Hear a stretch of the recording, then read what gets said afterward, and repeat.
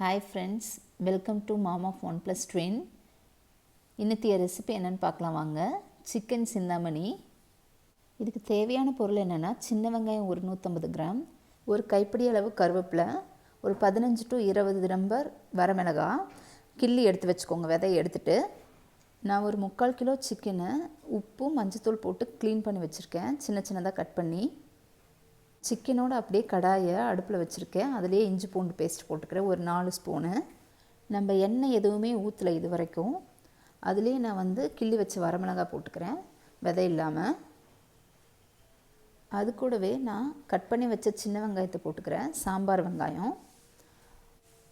இதுக்கு நீங்கள் சின்ன வெங்காயம் மட்டுமே யூஸ் பண்ணுங்கள். இந்த சிக்கன் சிந்தாமணியில் சின்ன வெங்காயமும் வரமிளகாய் டேஸ்ட்டும் தான் நிறையா இருக்கும். இது கூடவே நான் ஆஞ்சு வச்சுருக்க கருவேப்பிலையும் சேர்த்திக்கிறேன்.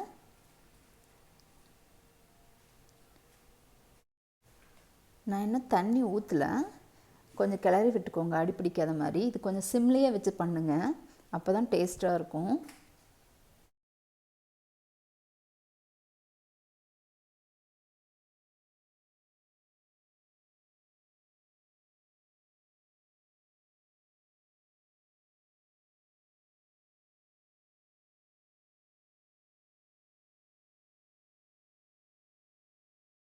நான் கொஞ்சமாக உப்பு போட்டுக்கிறேன்.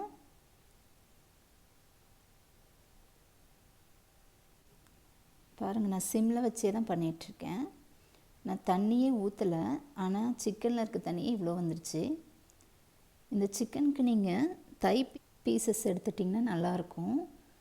ஏன் நான் சின்ன சின்னதாக கட் பண்ணியிருக்கேன்னா, குழந்தைங்களுக்கு இன்ட்ரெஸ்ட்டாக இருக்கும் சாப்பிட்றதுக்கு, அதுக்காக கட் பண்ணியிருக்கேன் சின்ன சின்னதாக. இது குழந்தைங்க ரொம்ப விரும்பி சாப்பிடுவாங்க, ஏன்னா இதில் காரம் அதிகம் இருக்காது, நம்ம விதை எடுத்துறதுனால மிளகாவில். இந்த ஸ்டேஜில் நல்லெண்ணெய் ஊற்றிக்கிறேன். ஒரு 4 ஸ்பூன் நல்லெண்ணெய் ஊற்றிக்கிறேன். நீங்கள் நல்லெண்ணெய் இல்லைன்னா தேங்காய் ஊற்றிக்கலாம். இது நீங்கள் அடிப்பிடிக்காத மாதிரி கிண்டி விட்டுட்டே இருங்க. தண்ணி கொஞ்சம் வத்திடுச்சு. இப்போ நான் மிளகாத்தூள் போட்டுக்கிறேன்.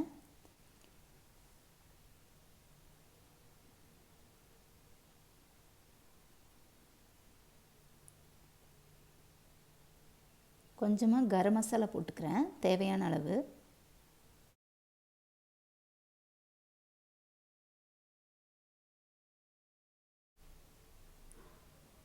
இந்த ரெசிபி பண்ணுறதுக்கு எப்படியும் ஒரு 1/2 அன் ஹவர் ஆகுங்க. நம்ம சிம்லேயே வச்சு பண்ணணும், ஏன்னா இது ட்ரை ரெசிபிங்கிறதுனால கொஞ்சம் லேட் ஆகும்.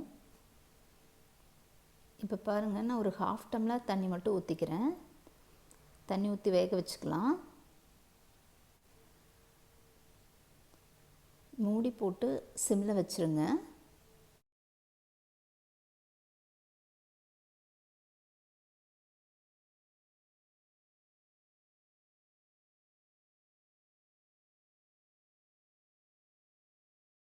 தண்ணி நல்லா வற்றி வரணுங்க. இதே சிக்கன் சிந்தாமணியை நீங்கள் நாட்டுக்கோழிலையும் ட்ரை பண்ணலாம். அதில் இன்னும் கொஞ்சம் தண்ணி நிறைய ஊற்றி கொஞ்சம் நேரம் வேக விடணும். இந்த சிக்கன் சிந்தாமணி கோயம்புத்தூர் ஸ்பெஷலுங்க. பாருங்கள், தண்ணி எல்லாம் ட்ரை ஆகிடுச்சு. நம்ம சிக்கன் சிந்தாமணியும் ரெடி ஆகிடுச்சு. இதில் உங்களுக்கு வேணும்னா தேங்காய் துருவல் போட்டுக்கலாம். இந்த ஸ்டேஜில் ஒரு 2 ஸ்பூன் தேங்காய் துருவல் போட்டு ஒரு 2 நிமிஷம் கழித்து இறக்கிடலாம். கொஞ்சம் காரம் கம்மியாகும்.